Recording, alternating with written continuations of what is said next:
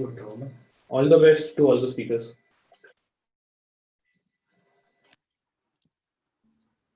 A very good morning, good afternoon, and good evening to all present for this session at RAISE, which is Responsible AI for Social Empowerment.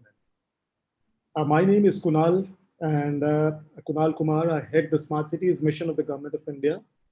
I'm based out of New Delhi, and I'm the host for today's session. A very warm welcome to all of you, to the panelists, as well as the participants. The session today is about unlocking maps for societal impact. And we have a whole host of great speakers. To just set the context for the topic, I think all of us understand, and we have seen maps, helping us understand complex relationships between people, processes, and places. And they reveal patterns. We've seen how useful they have been during COVID times, and trends that otherwise we find very difficult to identify. In fact, my own picture seems to be forming another trend. I'm sorry, but it's beyond my control. It helps, establish interlinkages, causal relationships, and stuff. Otherwise, we find it very difficult to do because of the kind of immense amount of data we deal with these days. There's also a very strong linkage between map data and artificial intelligence.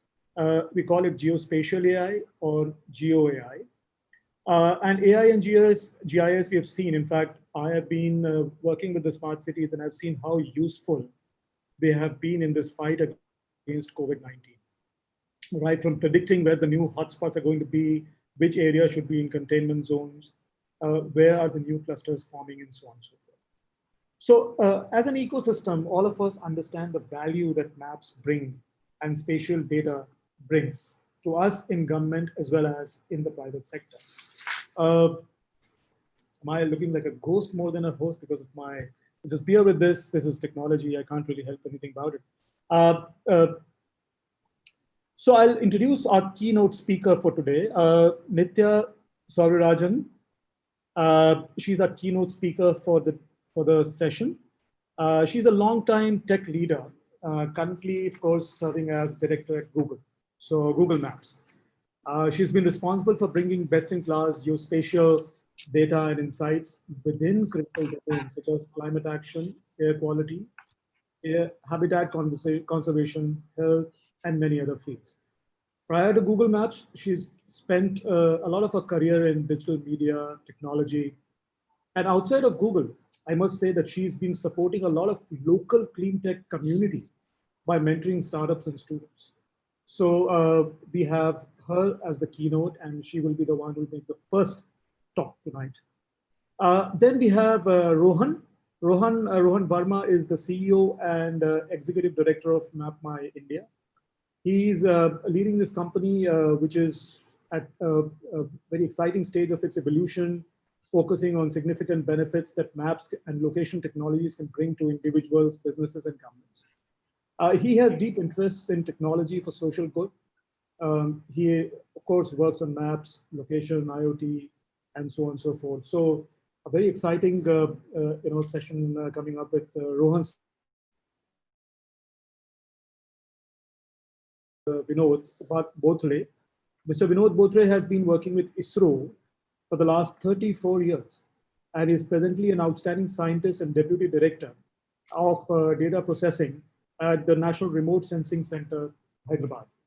And what most of us know about him is that he is a founder designer of the Bhuvan Geo platform of ISRO, which I have been using in many, in fact, most of our cities are using, and India Water Resources Portal, the India WRIS, which ISRO has come out with. So great to have him on this session. Just bear me for a little while more. I have a whole host of people to introduce, so a couple of minutes more. Then Rohit Singh is the director of ESRI's R&D center in Delhi. He leads the development of AI enterprise GIS technologies. Rohit is passionate about geospatial AI, and of course, he works in bringing the benefits of machine learning and deep learning and through GIS. He's into API designing and has conceptualized, designed, and developed the ArcGIS API for Python and Java APIs. So I may, because of my unfamiliarity with these terms, maybe not speaking in the right way, but just bear with me. I'm sure Rohit will set the record straight when he speaks. We have next in line Mr. Clinton, not Bill, not Hillary, it's Nicholas Clinton. Nicholas Clinton is developer advocate at Google, Mountain View. He is responsible for the Earth Engine team. Prior to this, he had worked as associate professor of remote sensing at Tsinghua University. So welcome, Mr. Clinton. Then we have Mr. Nagaraja Harshadeep, who is a lead environmental specialist at the World Bank. In over 19 years of his career at the bank, he has led and been part of a range of environmental, water, and natural resource projects. And prior to joining the bank, he has worked on issues from wetland management to environmental indicators in the New York City and also in the Middle East. So another fascinating speaker. Then last but not the least, I would present and introduce to you Dr. Lalitesh Katragadda. He's the moderator for the session, but an illuminary in his own right. He is the founder and CEO of Indihood, a pioneer crowdsourcing and products platform for the underserved.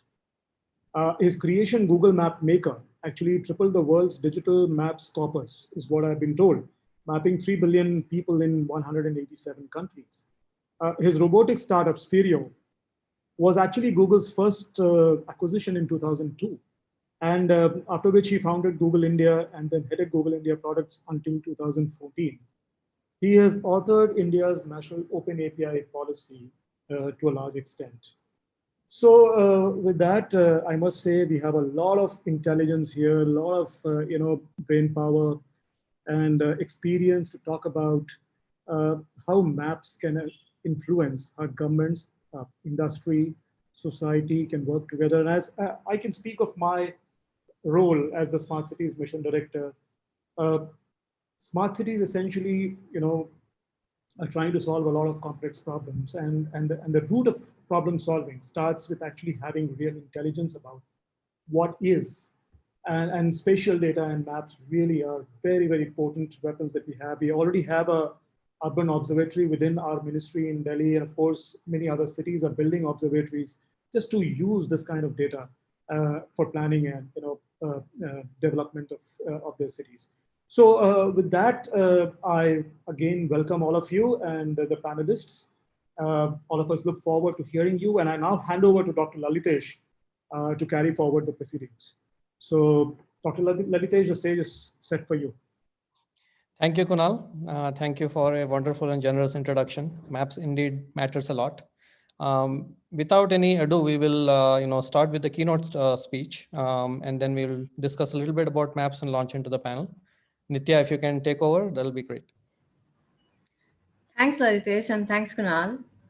This is a great set of panelists, and I've been looking at all the agenda and lots of great sessions. So kudos to the organizing team.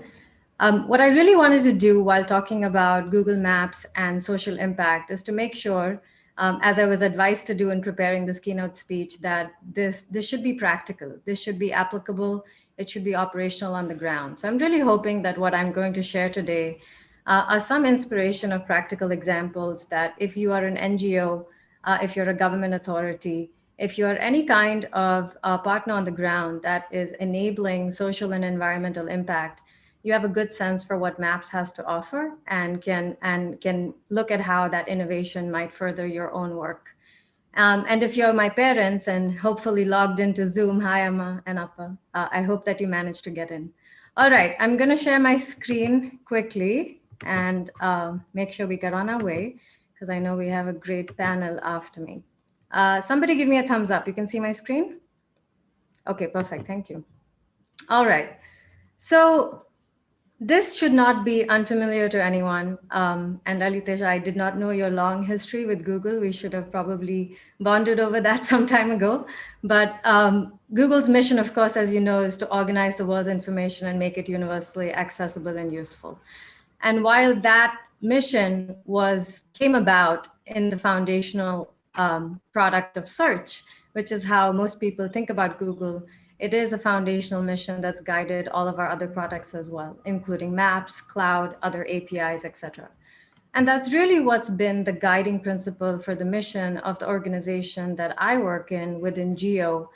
We call Maps within Maps, we call Geo, because as you'll soon see, besides Maps, we have a lot of other assets from satellite and other imagery data, geospatial analytics. So Geo is a much better sort of umbrella term, if you will. My group really looks to catalyze positive social and environmental impact using technology. And we do it across the spectrum of society and environment. Needless to say, society and environment are not discrete buckets. If you work in climate action, you're most likely impacting lives positively for people and society, and vice versa. But for simplicity, the two buckets we think about are how do we make sure that when we're building maps products or any kinds of geo products, that we are being extremely inclusive and deeply helpful, not just to those that have technology access at their fingertips, but it's really providing benefits to those that are underserved and vulnerable populations. So when I talk about society, you'll hear some of those examples on how Google and Geo are using mapping for those purposes. Secondly, on environment, the goal is, as many people here working on smart cities and ESRI and Nick, my own teammate from Google, will tell you, a big part of geospatial data and analytics is its ability to look at timely, actionable data to help environment action, to make the world much more sustainable and resilient, to help scientists, but also decision makers, whether that are governments or even private enterprise. As we all know, businesses today are just as concerned about their carbon footprint as they are about their bottom line, as they should be. And geospatial analytics makes that much more easy for decision makers to operationalize some of those insights. So when I talk about environment today, I'm going to focus a little bit on emission reduction and also air quality. So how do we do it? And I'm not going to go deep here because I'm excited for Nick to tell you a little bit more about some of our open source data technology and platforms. But a few of the assets that we have at our disposal are Google Maps, which I'm positive everybody knows about. The second is Google Earth, which I'm sure most of you know about.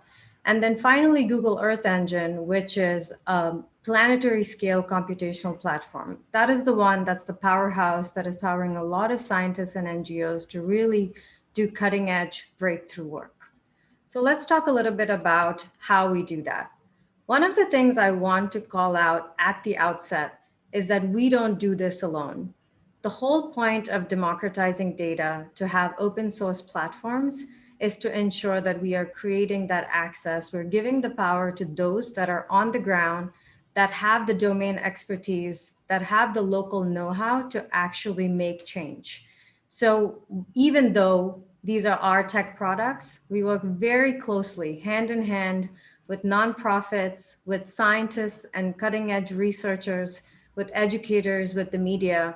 And as I said earlier, much more so with the public sector and the private sector.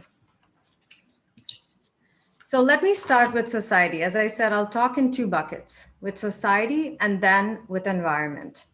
Okay, so for society, this first example is my absolute favorite example with India. Using Google Earth, we partnered with a Chennai-based NGO called India Literacy Project. And what they do is that they bring access to quality learning content to rural children in government schools. And we partnered with local authorities to do so. How did they use this? They used Google Earth to create interactive history and geography lessons from standards 5 to 10 mapped to the local curriculum. These lessons took children anywhere from ancient temples in India to faraway islands to ancient kingdoms that you can't even imagine. I don't know about you, but this is very different, a far cry from the education I had growing up. And while I had some wonderful teachers, they certainly didn't have the earth at their fingertips. And I'm so excited and grateful that, especially in a time of COVID as all of our lives, including children's, are so much more constrained that while we can't be out in the world as much, that the world is still coming closer to us through Google Earth. And not only that, we've seen real measurable progress. ILP, in partnership with Google Earth over the last 2 years, has reached over 100,000 children across a few states in South India, across Telangana, Andhra Pradesh, Karnataka, and Tamil Nadu. So that was literacy and education. My next example of societal impact using maps is a far sobering one, but an important one. And that has to do with disaster response. Of course, it's monsoon season, and Kerala is just as vulnerable to floods as my hometown of Mumbai always is. And this is an app that I'm showing. Unfortunately, it's not interactive, but this is something that anyone can play with in Earth Engine apps. And what it is, it's created by a power user, a scientist actually, who visualized the Kerala floods in 2018 using one of our platforms.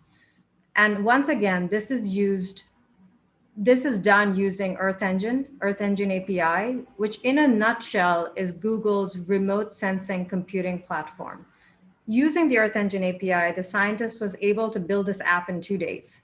This is again something that's unprecedented. I think we all know, or most people in geospatial know, that so much of actually making geospatial useful is getting the data cataloged, getting it assembled, and then by the time you get to the analysis stage, something has changed and you have to start that process all over again. So the fact that he was able to create this app in 2 days and then really enable quick action during disasters, this was really helpful for authorities and for the public to assess the extent of public damage from floods. And then the last one that I want to talk about for society is plus codes. So plus codes, which you may have heard of, but if not, I'll do a quick introduction. Most of us here and in our audience take our home addresses for granted, I'm sure. But there are billions of people in the world that still don't have an actual address. An address can be a simple inconvenience where you're not able to get a delivery accurately or a mail, or it can be a basic human right issue where you're not able to open a bank account or have voting rights or have basic access to water or electricity. The reason we're excited about Plus Codes is that it's an open source platform. It's a digital address where you can drop a PIN, and based on your latitude and longitude, it gives you a snippy 6-digit code. This can be applicable anywhere, but of course is most dramatically useful when there's very little or poor addressing. This is just a fun example. This is the entrance to the Nithya office. And if you drop a pin, you'll be able to see what the address is on Google Maps expressed as a 6-digit plus code. Perhaps many of you have your smartphones out now and are playing around with it, which I would encourage you to do.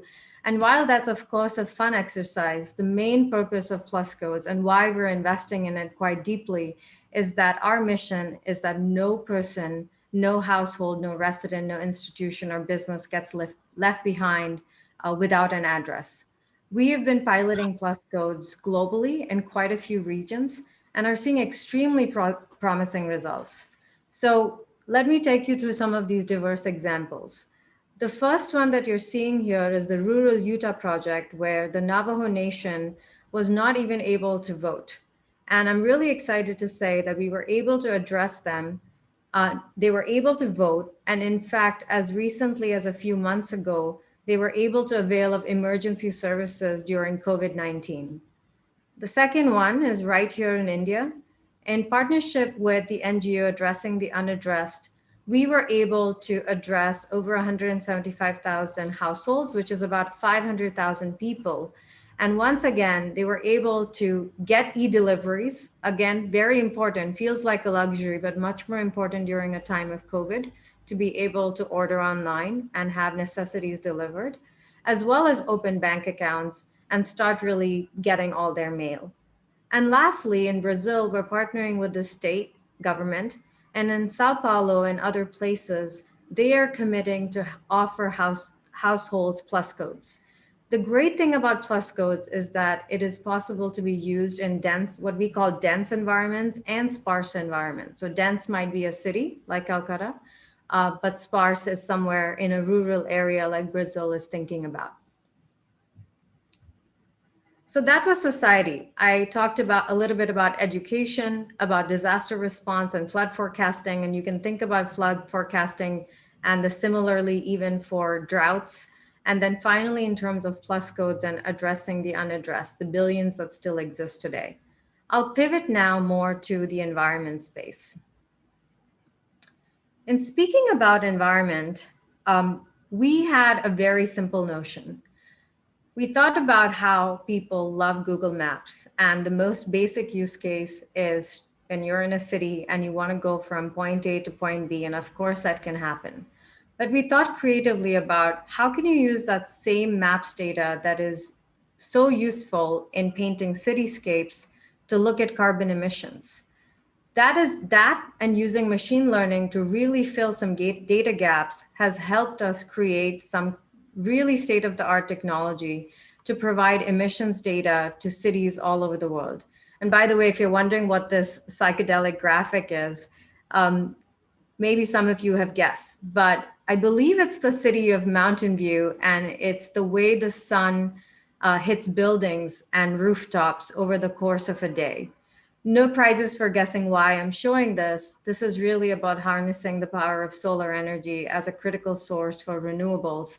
And that is something we're seeing as a best use case example of mayors of cities in North America and Europe especially that are using more and more. So let me talk a little bit about our main tool to help environmental action. It's called Environmental Insights Explorer. What we discovered, if you see on the left, and you may have some different phrases for it or think about it a little bit differently, but when we started talking to cities, what we really understood well is that the climate action journey starts like this. You first measure your emissions. What is the baseline? Where are your problem spots? Is it in buildings? Is it in transportation? Is it a waste management center? What are the culprits, the biggest culprits of emissions? Secondly, how do you plan against them? What are some quick scenario models you could build? Or what are some easy ways to help you set targets? And then only do you come to the act stage of actually bolting solar panels onto roofs or into a big area, creating policies and incentives for a wind farm or geothermal or what you may, and finally tracking that emission reduction year over year. Unsurprisingly, what we discovered is that a lot of cities, especially not the biggest, most progressive, the most well-funded cities, but a lot of majority cities in the world globally really struggle with the first two, the measure and the plan stage. And just if I go back to Google's mission of democratizing data and making it universally accessible, our step one is exactly that with environment action and climate action with emission reduction as well. How do we make this arduous process of measuring emissions a complete commodity so that cities can just leapfrog and go to the planning stage as quickly as possible? That was really the genesis of the Environmental Insights Explorer. So what is it? And you can go to it. It's called insights.sustainability.google.com. There are 3 specific metrics and insights that we provide to cities. First, we estimate building emissions, and we break it up into residential, commercial, etc. Second, we measure annual transit activity. And third, we identify solar potential. In keeping with the theme of today, using machine learning and AI, we are really facilitating measurement of annual transit activity using our maps activity data, but machine learning to really ensure that we're training our models to understand, based on the traffic in particular cities, how do we get really, really accurate about transportation emissions? We know that cities are the hub of activity, and unfortunately, for that same reason, the hub of traffic and transport emissions. So not only do we provide transport emissions, we actually break it down by modes. So a city mayor or a sustainability officer can go in and say, okay, how does this break down by single passenger vehicles to public transport, to biking, or to walking?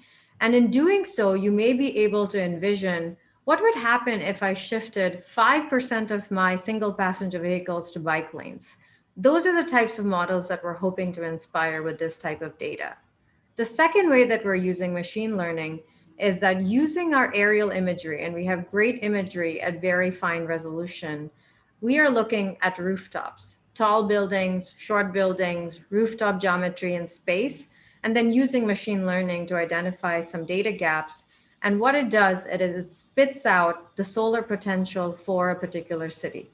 This is a very easy way to go in and understand how much solar can I actually generate based on the roofscapes that I have in my region. I'm so excited because as of last month even, we only had data for about 120 cities. So you're getting some fresh information where we have over 3,000 cities data now accessible on the EIE site. We're inviting cities to come work with us. And in fact, one of the things that I want to make sure I say is that while we do have data for some Indian cities, we very much want to work in partnership. We want to understand what works for local authorities. Does the data sniff right? Make sure that local authorities understand the methodology we're using, because ultimately this is meant to be collaborative. This is meant to be actually useful. So let me talk through some of the examples of data is great and insights are great, but only if you can operationalize it, right? So this is a picture of the Dublin building in Google, but Dublin has a great smart city program. And using EIE's transportation data, they are able to set a goal to increase their bike trips threefold by 2025. Secondly, and this is very recent, the city of Houston, which of course, as you may imagine, while previously known as the oil and gas capital of the world, is just as innovative when it comes to renewable energy. The city there looked at their solar potential in EIE, and they have set a really ambitious goal to have 40% emission reduction for their city by 2030. And this is really the emission reduction that has been recommended by the Paris Accord. But in order to do so, they need to have certain plans and interventions. So actually setting a 5 megawatt hour per year solar energy target is a very defined way of doing so.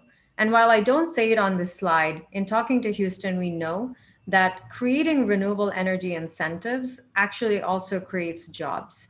That's one thing that I hope that we continue to talk about, is that climate action, perhaps this message has not landed very well in years past, that it feels like it's at odds with economic prosperity. And that's a message that's very hard to stomach, especially for cities in this time that are looking to recover from COVID and are constantly looking for ways that their citizens are resilient and sustainable in their lives, not just with climate action and environment, but with their health outcomes, with their economic outcomes. So it's really exciting to see that a city is able to create a win-win by creating a solar energy plan that also creates jobs. And then lastly, I just want to say that there are great policy initiatives already in India, and we're well aware of them. We wanted to call out Nithya Ayog's work in the last 2 to 3 years, including the clean transportation policy, recommending introduction of more bus fleets. Again, this is something that I would love to see a partnership where EIE informs how many more public transport buses would we need or fleets would we need to shift modes from single passenger vehicles, or even more than single passenger vehicles. Nithya has already also looked at what the electric vehicle policy should be for the EV industry in India. We know that that is a growing line item for most countries where they're looking to move away from internal combustion engines. So how do we create a policy that supports their citizens, but also jumpstarts really attractive incentives for electric vehicle adoption? And then with the help of EIE data, what we're really hoping is that partners like Nithya can monitor their policy interventions and really understand what are the right ways to create those policies and how do we monitor whether they're doing well when we do implement them. So we'd love to invite cities to come ask us if we have your data. And if we do, we would love to collaborate on seeing how well that works for your region. So that was emissions and climate action. Hand in hand, unsurprisingly, with emissions goes air quality. Of course, as we all know, that is the direct byproduct of emissions, and poor air quality leads to pretty adverse health outcomes. And that is something that we are hoping over time to change. Google has, in partnership with local governments and research organizations, mapped air quality for more than 60 cities. And we work very closely with scientific organizations publishing peer-reviewed research. What you can see is that there are two cities that we worked with quite closely. One of them is Copenhagen, and the other one is London. Copenhagen has been able to use our air quality data, and they are looking to create what they call thrive zones. And these are possibly low car or no car zones designed to be neighborhoods targeted specifically at children under 5 years of age. So you can see how Copenhagen is moving playgrounds and parks. So they're really adapting the way people live.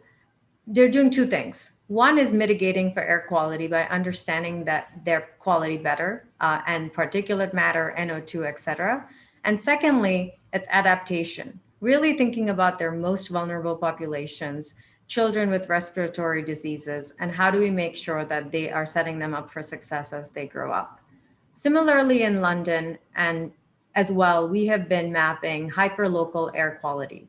In fact, one of the things that I'm hoping Nick is going to talk about is his work on hyperlocal granular modeling.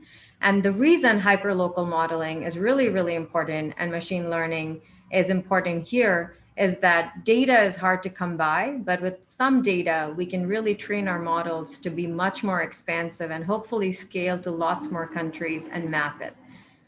So that was emissions and air quality, and I'm almost to the end of my presentation. Just to recap, the mission of my organization within Google is to catalyze social and environmental impact. And what we're hoping is that across both society and environment, we do so in an inclusive way, in a way to serve underserved and vulnerable populations. Thank you. And with that, I will hand it back to Lalitesh.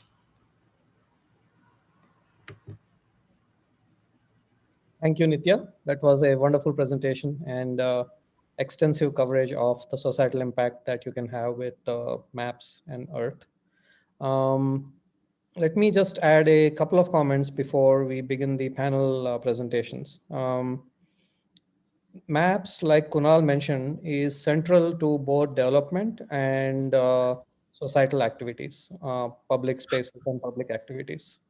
Um, Almost every piece of business information, more than 90% of business information and more than 95% of development information has a geocode attached to it. And when we are missing the geocode, when we don't layer it on the map, we miss key insights. And organizing all of that is quite a daunting task. And AI plays a very important role.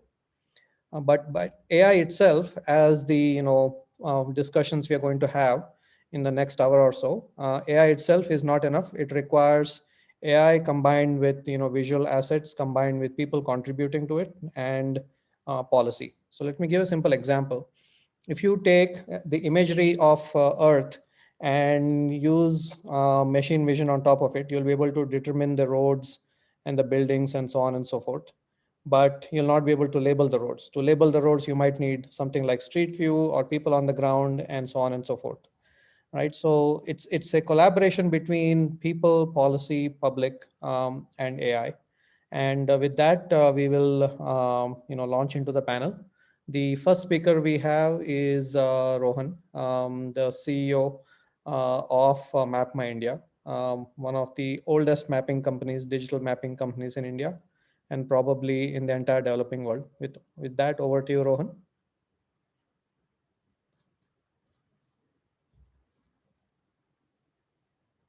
Rohan, we can't hear you.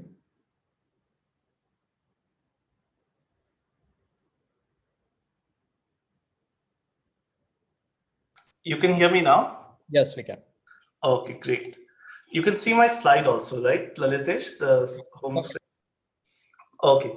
So thanks a lot to everybody for being here and giving me the opportunity to speak amongst illustrious panelists, moderator, as well as audience. I'm the CEO of MapmyIndia, which is India's leading digital mapping deep tech company since 1995. I think it's really important, the theme for this event, which is responsible AI for social empowerment. I think there's many things that are being said in it, and I'd like to call that out nicely. It really echoes our mission as a company to make the world better through maps and location technologies. And what we mean by better is a safer, more sustainable, more efficient, more equitable, more comfortable, and more capable world. Um, it's incredible how many benefits maps and location technologies can have. And really, if you look at the origin story of our company, in the early 90s, India did not have digital maps. And my parents could visualize that, someday 80% of all data would have a location component to it. And they made it their life's mission to build the digital map data for the country to bring the benefits to every Indian. So when I got involved at the age of 19 to create India's first interactive mapping portal back in 2004, I made it my mission to make the world better through the assets and the vision that my parents had kind of outlaid. And so really today, we want to build the most advanced four-dimensional, real-time 3D, intelligent, AI-driven, digital map twin, technologies, solutions, and APIs for the real world. Anything that makes the real world better will require a map somewhere or the other, an intelligent map that benefits all 130 plus crore Indians, that contributes to India's GDP. India needs it today, and to help leapfrog India and Indians as the most developed nation and people in the world. We were quite grateful to be able to win the Atmanirbhar App Innovation Challenge that the government of India had outlaid a month ago. And Prime Minister Modi was gracious enough to mention us in the Mann Ki Baat, being the indigenous solution for maps and location technologies to make India Atmanirbhar. So we are no less present in India and with MapmyIndia when it comes to the cutting edge of technology. So not just do we make GIS vector maps, tiles, geodemographics, we're also talking about 3D maps at building level, 360-degree photorealistic imagery from the ground, from the air, from space. We're talking about not just maps about outdoor, but also indoor. Maps that are regional and vernacular, that reflect the hyper local sentiment and information that is coming from the citizens, as nicely Lalitesh pointed out, with live traffic, live navigation, but also safety related features and high definition maps, which are continuously learning through AI. So really the evolution of technology in India has quite caught up, if not advanced, beyond the status quo of the Western or Eastern companies. And just to give you one example, we're talking about unlocking maps for society. When it comes to Corona, the first thing that we got into action 6 months ago was to real-time map every containment zone, testing center, treatment center, isolation center, so that people could immediately find the nearest containment zone to them and see whether they are in or near a containment zone. We also allowed people to report on the map issues they are facing in the lockdown, including migrant workers' voice reports on the map. And the idea was to give the policymakers and the decision makers the information as to who is facing what issue where now. And using that, I think a lot of people have benefited through it. And this kind of analytics, simple to consume, simple to use, whether it's containment zones or testing centers, dashboards, brought the relevance of maps, even though people were not necessarily traveling or driving. And so you see a simple example, wherever you are, you can click and see how far you are from a containment zone and what the nearest testing center is. Another thing around maps for society, which Prime Minister Modi talked about in a Mann Ki Baat 1.5 years ago, is MapmyIndia's collaboration with ISRO to make an app for fishermen, which connects to the Navik satellite and communication system, India's Atmanirbhar system from ISRO, and tells the fishermen that you're crossing the international boundary and sends them information about potential fishing zones, even when there's no cellular connectivity. This was an app we made together with ISRO. It gives you an idea of what maps can do for society, even the next billion users. Now, something important that we're doing on safety, where we're leveraging AI significantly, is not just telling you the live traffic congestion, but spatio-temporally clustering, accident hotspots, potholes, speed breakers, which are developing real time, and giving you safety-related navigation guidance. That not just there's an accident ahead, but a pothole ahead, a speed breaker ahead, and these things dynamically change. So based on a lot of data analytics, and creating models for potholes, speed breakers in different parts of the country, one is able to give a pretty simple preventative ADAS, which prevents road accidents, advanced driver assistance system with just an app to the consumers. And to build all of this, we're really building what we call the digital map twin of the real world, a 4-dimensional time and space map, which definitely uses a lot of computer vision and a lot of GPS data analytics to create a high quality, high resolution, real-time changing 3-dimensional representation and understanding of the real world. And one of the biggest outcomes of that could be a safer world without accidents. I mean, just to give you some idea around how in Indian conditions, we give the drivable lane information, the drivable area analysis, how change detection happens, how we annotate the data as to what vehicles and how, or what pedestrians and how frequent, how soon you can kind of hit the pedestrians, so you should take action. These are what we are doing. And these give you some ideas about how these HD maps are used for road safety, including giving policymakers information about road conditions, safety incidents, so that they can improve the roads for everybody, not just telling the citizens in real time. And so these are just some examples of the same. Now, enabling an efficient world, we use AI to even tell which driver in an electric vehicle would be able to get what range in what direction, so that they can optimally use their EV battery. And also the electric vehicle companies can optimally size the battery for different cities, different conditions. And so it's a combination of weather, battery performance, even driving behavior and route and terrain. So a really big application of maps in electric mobility exists here. I wanted to talk about this unique location identity for any place or object.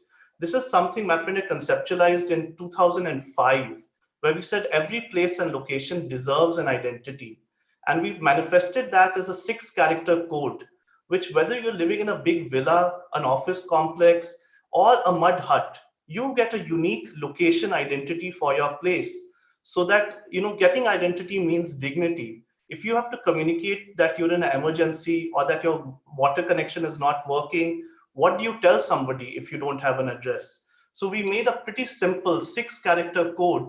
So instead of saying 14 by 24, block N, DLF City, phase 2, you can just say 45C, C24. It's a pin code to your doorstep. Or Villa 9, phase 5, Aldia di Goa, Bambolim, Goa, you can just say SUM K58.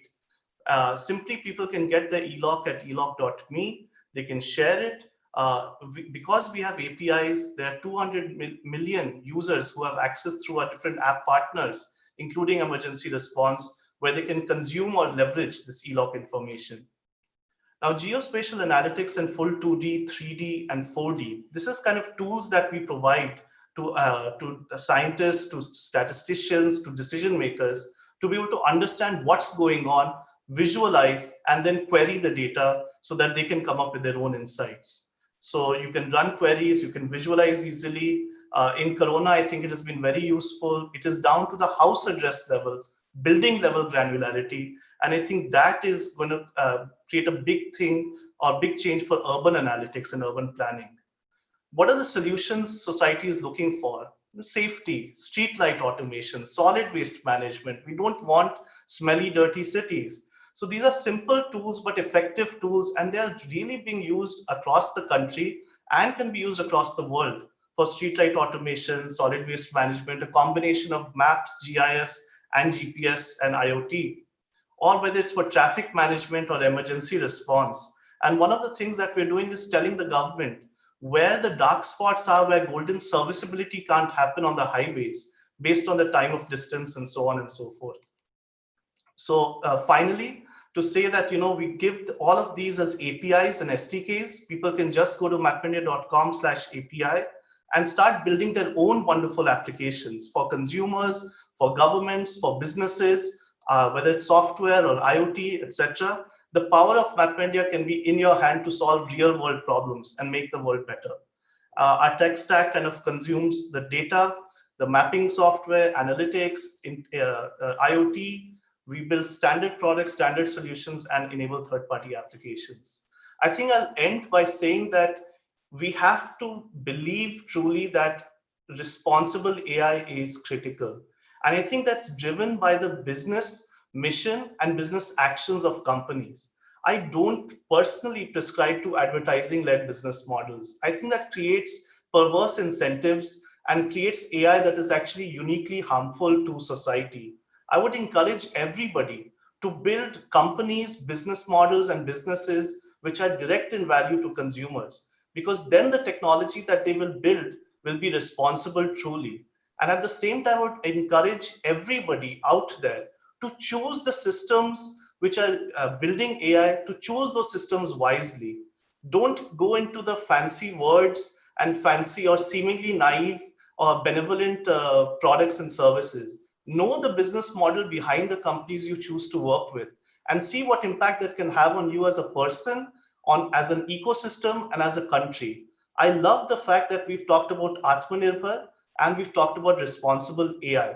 I'd love for the government, the decision makers, the country, citizens, consumers, industry to now act upon that clarion call of Prime Minister Modi and make sure responsible AI and responsible maps can unlock the benefits for India.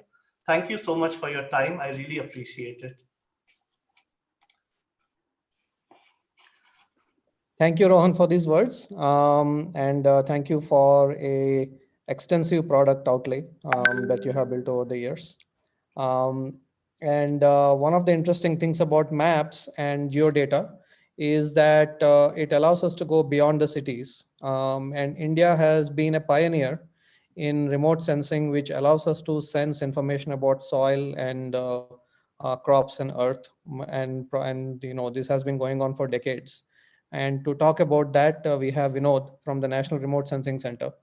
Vinod? Yeah, thank you, Lalit. Can you hear me? Yeah, go ahead, Vinod, we can.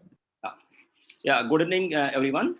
I'm Vinod Bothale, Deputy Director of Data Processing Area at National Remote Sensing Center of ISRO, which is situated in Hyderabad, and mostly engaged in satellite data processing and providing the geospatial solutions. At the outset, I also thank organizers of RAISE 2020, the very apt name RAISE, for providing me an opportunity to be a part of such an elite forum. I feel really honored to share my thoughts before you. Now, maps have been an important part of human life since ancient times. It's not new, correct?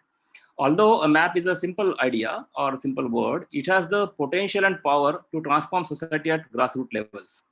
And the map have really changed the way today we live, actually. Everybody knows one of the major sources of generating maps is satellite data, and sometimes high resolution satellite data itself acts as a map. To provide such data, ISRO has launched 29 remote sensing satellites, and the data from these satellites facilitates resources mapping, ocean studies, and all weather imaging for disaster support, especially the radar data. You must be aware that ISRO's space program is aimed towards national development and societal benefits as per the vision of Dr. Vikram Sarabhai.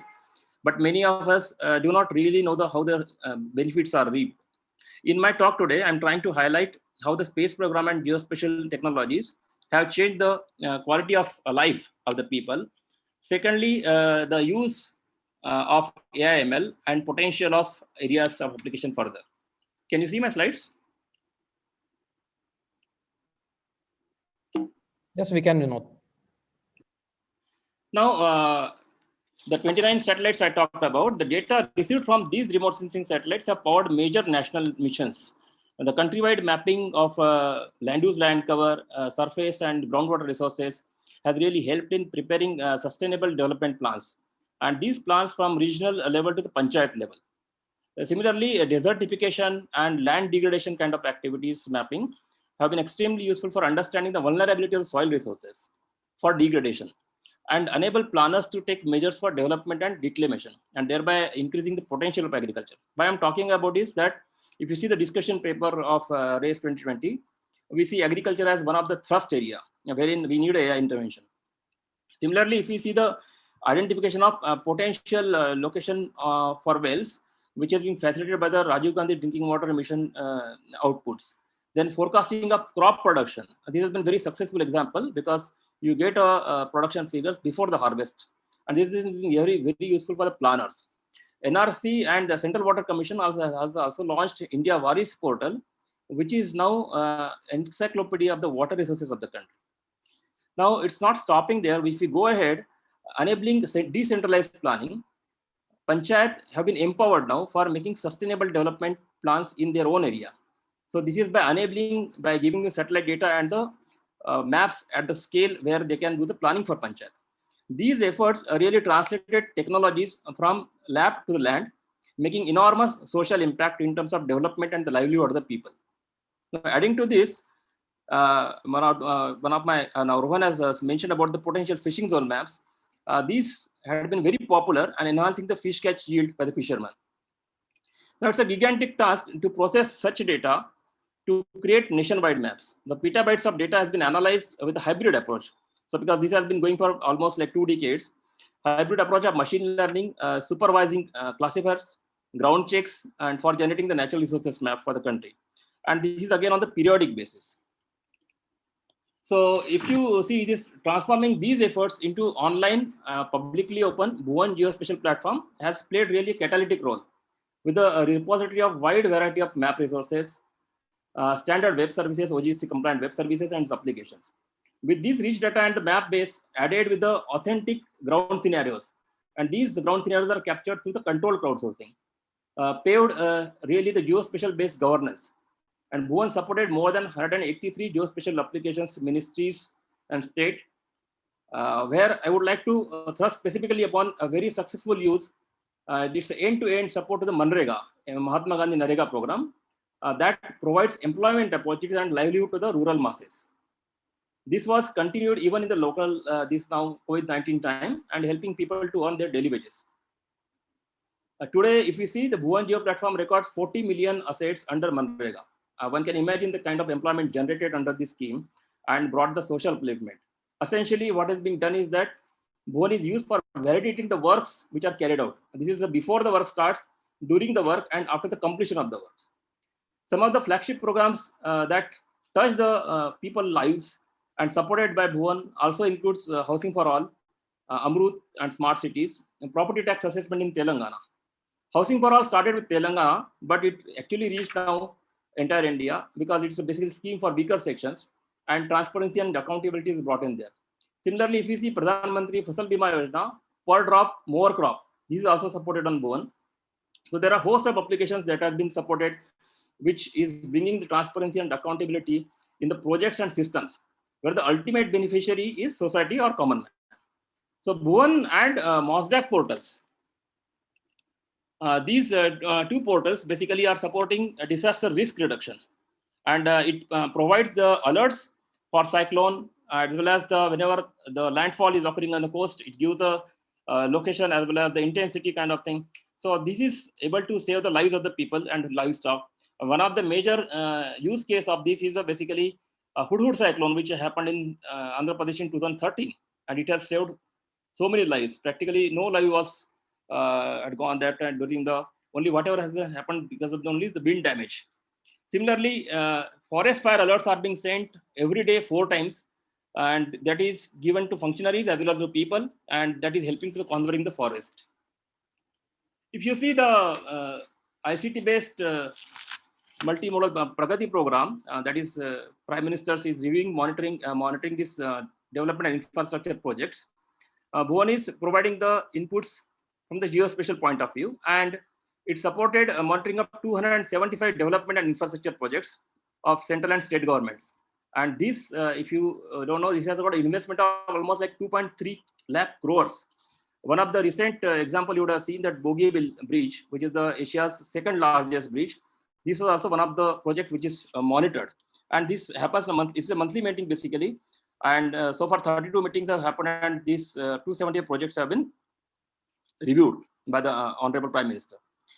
Now, considering the potential of advanced techniques using AI technologies, a good beginning has been done by most of us, but we are also one of them. I would like to highlight a use case of crop insurance decision support system specifically under the Pradhan Mantri Fasal Bima Yojana. And this is, as we know, one of the major challenge before the India to bring revolution, to bring innovation and investment in agriculture sector are possible only when insurance mechanism exists.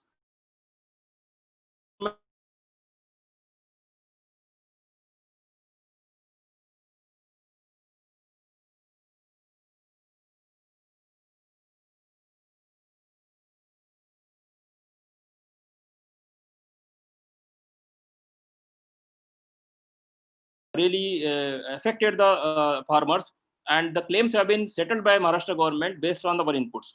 So some of the highlights of that is smart sampling, computation of agriculture risk index, cropping intensity estimation, and one of the things I think which is most ambitious, crop sowing intelligence, because somebody must know that when the crop date should be finalized for the sowing basically. We are also in the quite good stage at AIML applications for product quality assessment.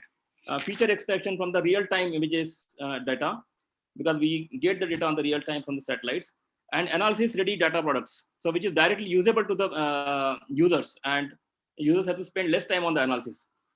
Similarly, the data cube and the kind of products, which these are all the products basically we plan to put it through Bhunidhi, which is a portal which gives the data from the Indian remote sensing satellite, Landsat satellite, as well as from the Sentinel satellites. So this is a common portal which is we recently launched, wherein people can get free data as per the prevailing data policy.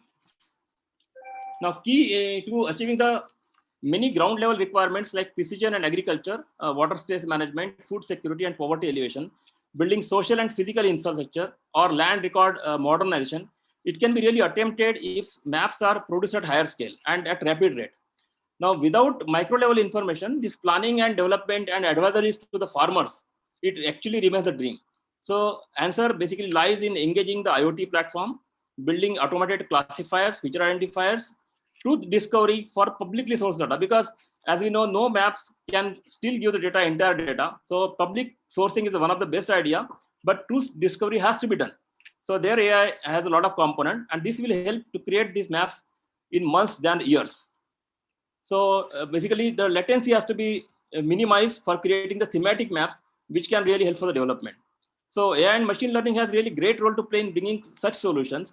Toward this, we encourage industry and academia for fusion of these technologies and algorithm development, so that we create a rapid and accurate mapping for large areas and generate the value-added products. Through our research, we have seen usefulness of the CNNs or GAN or RNN and deep learning algorithms in data processing areas, and it really holds a good promise. Before I end, I just quote Professor Satish Dhawan. While science and technology can be powerful tools for development, they need to be grown, handled, and applied with care to better the lives of the people as a whole, and not merely used for enhancing market profits or to serve a small elite section of the society. And this is the picture which has always impressed me. This I had clicked in something like 2008 in one of the village, and I was really mesmerized to see the farmers discussing satellite images of their village and trying to understand how it can really help them. Thank you so much. Thank you so much.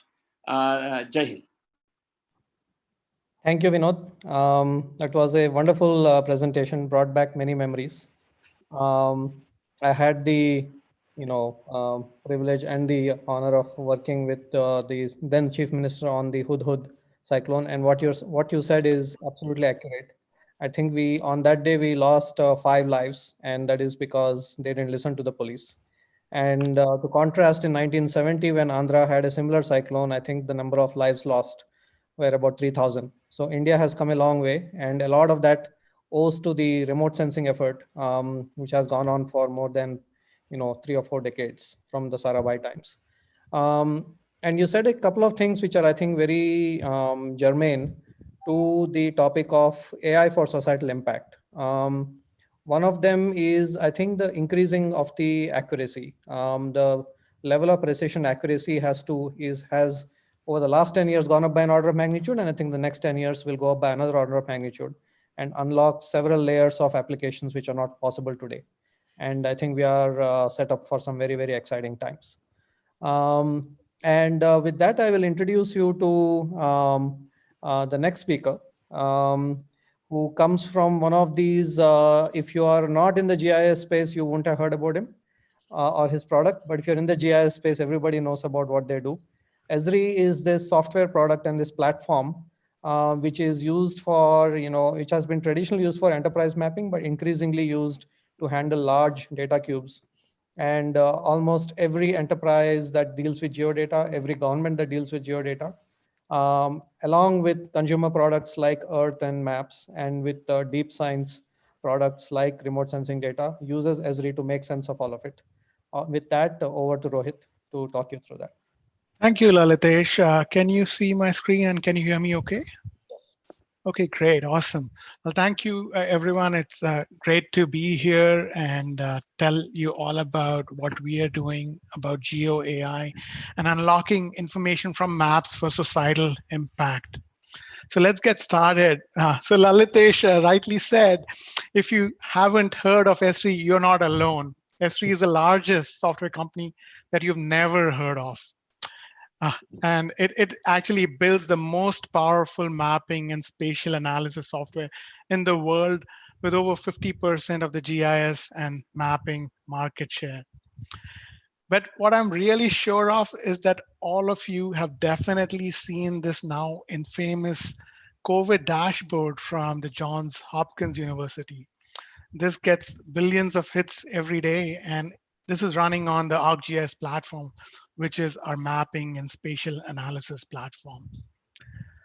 So it's maps like these. We've built this one, this dashboard for NDMA, National Disaster Mapping Agency. It's maps that bring together critical infrastructure, critical information in the right context. So where are the hotspots? Are there enough ventilators or hospitals beds in those areas? And that's what leads to solving complex problems and addressing, in this case, this challenge that we are all facing. We've built such dashboards, maps, apps, and analytics dashboards for local, state, and the national government across India. And they are playing a critical role as we are fighting this pandemic. They're helping decision makers by bringing information literally at their fingertips, as you can see in this dashboard from Bangalore. Now, coming to AI, the focus of this conference, there are a lot of different kinds of data sets, different data formats that go into a map, that are lying behind a map. And ArcGIS has support for extracting information from a wide variety of these data sets, and you can solve different kinds of problems that are listed on the right here. Now, traditionally, you've needed to use APIs, like programmers have, or data scientists have used TensorFlow or PyTorch, and you can leverage all the rich set of data science and machine learning capabilities in the open scientific, the Python ecosystem, use notebooks, but all of these capabilities are now coming into GIS. That's the mandate of the New Delhi R&D Center that's focused on bringing the best from AI and deep learning and making it available to solve mapping problems. And it starts with ready to use models. So right off the bat, any GIS analyst or a user can take a model that's been trained on huge data sets, on large geographies, take that model and just instantly deploy it or use it for inferencing and finding land cover, for example, using this model, ready-to-use model that we've created.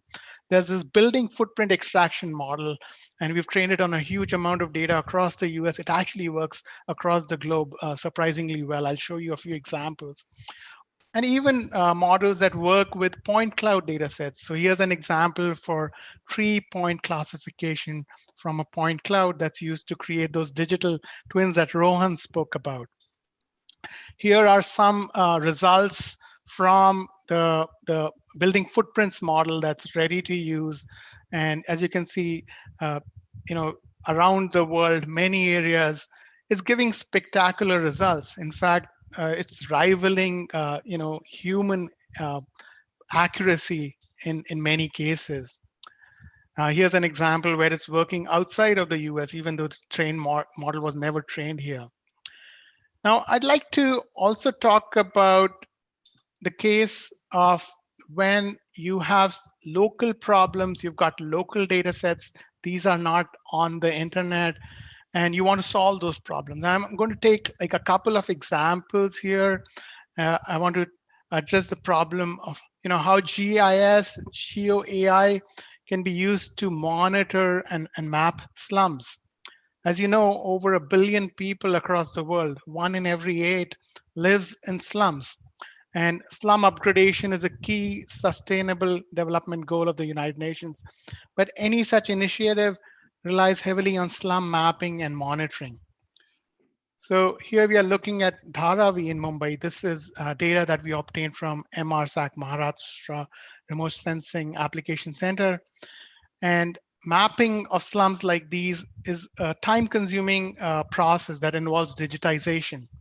So let's see how we can use the ArcGIS platform to use this data from 2004 and train a deep learning model which can detect slums and track their growth as new imagery comes in.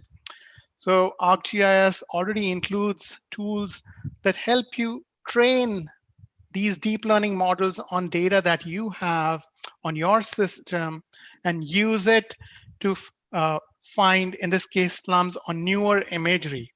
Once you've done that, we can now create these dashboards to disseminate these results with the stakeholders. So we can see that over the years, from 2004 to 2014, we see that the total area of the slum hasn't really gone down, but in some cases it has. So we can assess whether redevelopment initiatives are working. Another example that I'll take is of a problem that we are currently beginning to encounter in New Delhi. That's about pollution. And although stubble burning is one factor, another important factor is brick kilns, which cause this pollution. So let's see how we could use AI to detect them so they can be monitored for compliance with environmental regulations. So here we have some data, which this is what these brick kilns look like in satellite imagery. And using this data, we can train an AI model.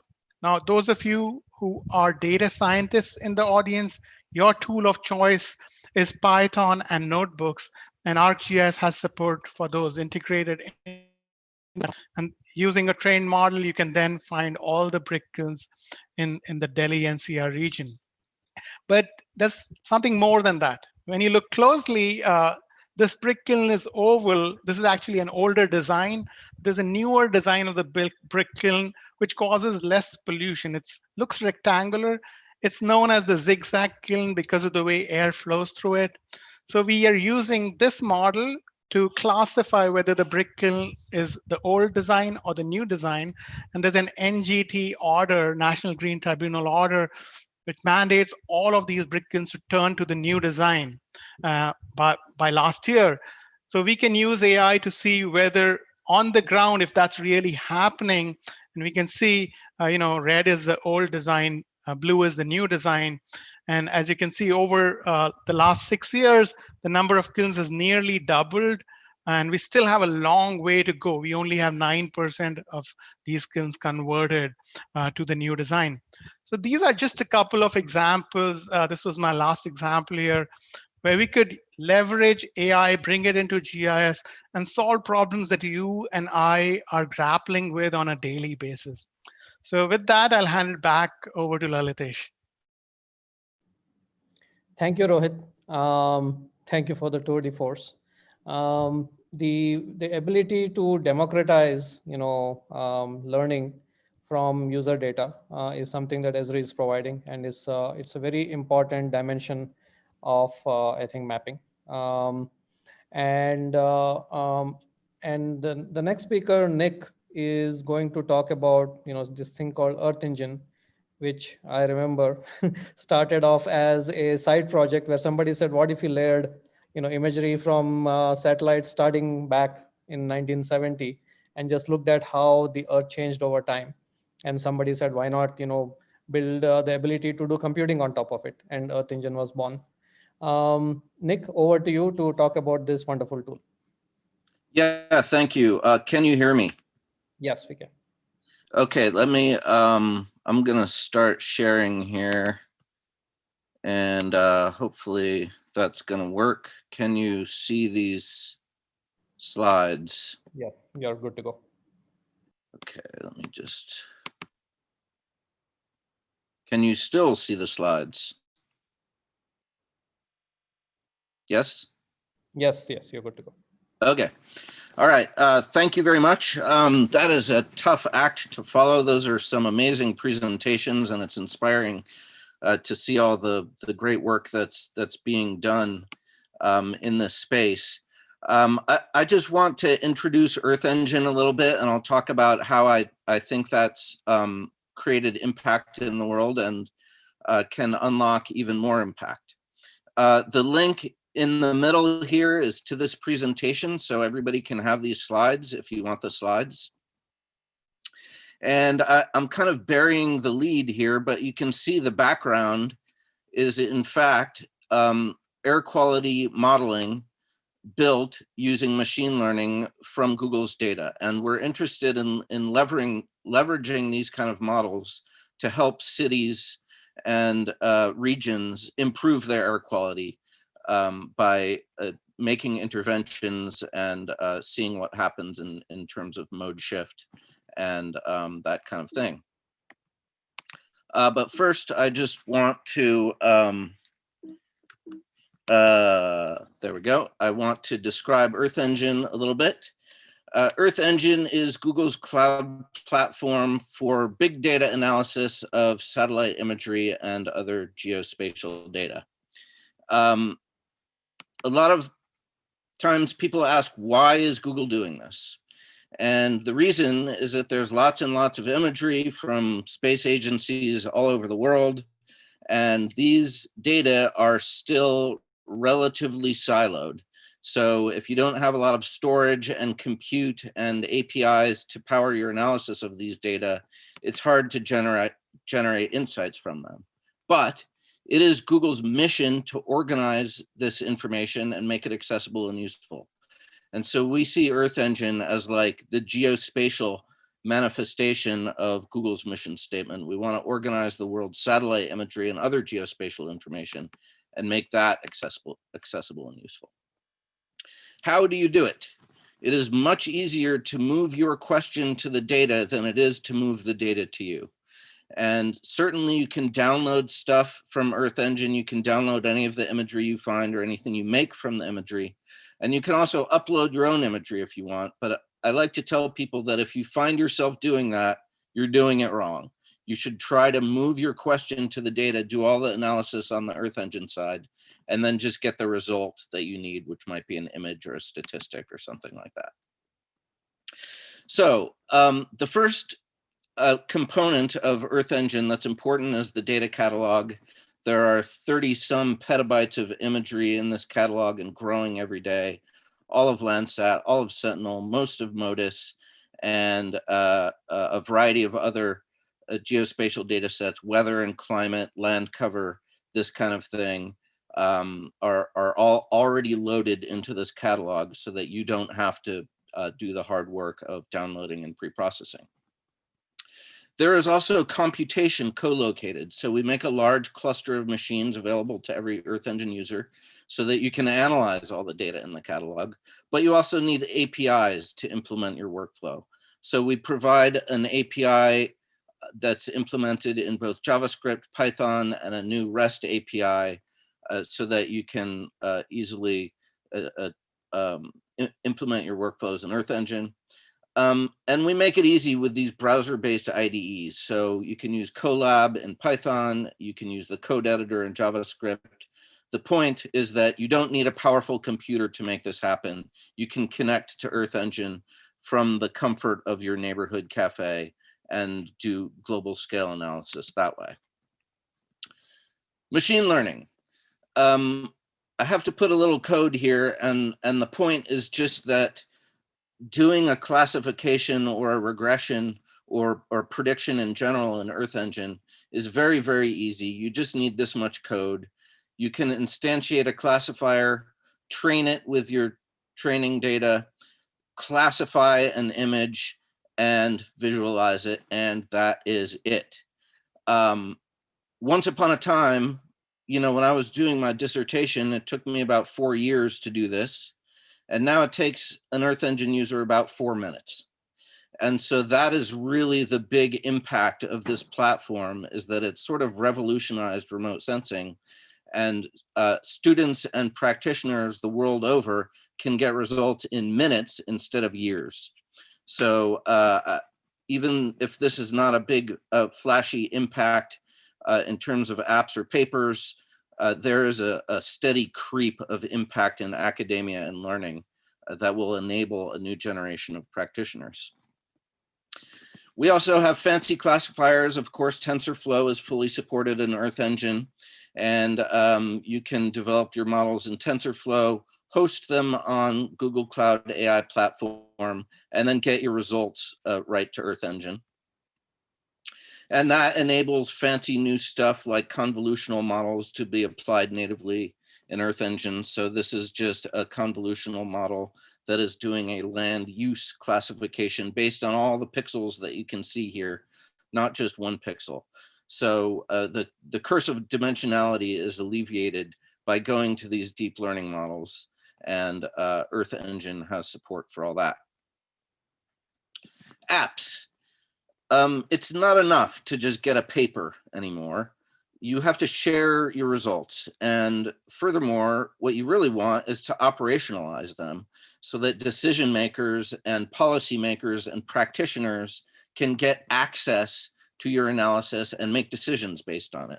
And so that's what apps are for. Once Earth Engine apps, once you develop your analysis in Earth Engine, you can easily assemble a GUI or a user interface with built-in components, maps and sliders and charts and graphs and that kind of stuff, so that you can wrap your science in an application that lets end users easily connect to the results. So you don't have to read a paper, you don't have to print out hard copy maps, you can just immediately share the results of your analysis. I just want to highlight a couple such studies that have been done in India using Earth Engine. And again, this is what makes this easy, is the fact that you don't have to do lots of work downloading and pre-processing and storing and writing your own software to do this. You can do this in 10 lines of code in Earth Engine in minutes instead of years. So this was a study looking at the distribution of cropland in India, and specifically irrigated versus rain-fed cropland. And this is important to know just what's on the shelf, inventory. And regional managers need to know this in order to make informed decisions about land use moving forward. So this is one example of such a study. Here's another one. And the important thing is that having this information is key for making informed management decisions. And again, once you do the analysis in Earth Engine, you can easily wrap this into an app. Of course, these folks got a great paper out of it too, but the important thing is that they're easily able to make all this happen on the platform and then share the results of their analysis. So that's all I had. These are the links to these slides once again. And I just want to reiterate the point that the impact that I think we're seeing from Earth Engine and will see moving forward is the fact that you can do all this much, much more quickly than you ever could before. So you're not spending time on downloading data and pre-processing and just doing this sort of busy work. You're spending all your time on doing science and generating insights. So thank you very much. Back to you. Thank you, Nick. And thanks to Earth Engine for reducing the perspiration of creating great data science and geoscience. And I think the repercussions of this approach and these kinds of tools will be, far and wide. And probably, the next speaker comes from World Bank, Harsh. And the World Bank is like a trim tab. It tries to influence economies and development with a small amount of effort on a global scale. Highly respected and probably one of the deepest users of all the tools that we just walked through. So I'd love to hear from Harsh and see how he is imagining all of these will come together and have societal impact. Great. Thank you very much, Lalitesh. Yeah, no, it's been great to join both this session and learn from all of you, as well as some of the other sessions like the Pitch Fest and other things where there have been some excellent presentations on what's coming down the pike in terms of technology. Thanks also for making me younger than I am, because in the introduction, I think you said I had about 19 years of experience at the bank. And unfortunately, I've been here longer, which is around 24 years or so. And the key thing that I'm working on right now is as a global lead for disruptive technology at the bank, where we've been trying to see how to use a lot of these new technologies in the work that we do. So it's great to deal with these kind of issues, especially in a spatial context. As you know, a lot of institutions like the bank, and in fact, most countries in the world, are all aiming to try and see how to look at their economic, environmental, and social goals that they have and try to achieve them in the coming years. And what makes it difficult is, and what makes it real is when we look at it in a spatial context. For example, if you look at a river basin or a watershed, we first look at the hydrologic cycle, what comes down as rainfall, what evaporates, what runs off, and so on. But the difficulty is what happens in the watershed. So every time we have a use, let's say rain-fed agriculture, we usually have a department that's in charge of that. Or if we have many other users, we have many different folks that are involved at the government, non-governmental, citizens, farmers, and others in different parts of the watershed, and everything is related to everything else. For example, deforestation upstream might result in extra sedimentation in reservoirs, reducing their life capacity, which might reduce the irrigation or other hydropower or other services that they can provide. So all this needs a good spatial, multi-sectoral vision for us to work with. And this is where technology comes in. So in terms of disruptive tech, we've been trying to explore the different dimensions of it. And we've tried to categorize it in three buckets. One is elements that disrupt the data value chains. For example, new ways of collecting data from Earth observation, from in situ sensors, from crowdsourcing apps and drones and so on, as well as to manage data in new ways, analyze data and using new techniques, including AI, machine learning, and also to try and see how these could be made more accessible, that other people can build on these and make them into platforms that can help support decisions. So going from data to information to knowledge to decision support. Similarly, there's a lot of new technologies that we have to change the way we produce or manage systems, 3D printing, robotics, and other things, which also have a lot of AI built into these kind of systems there.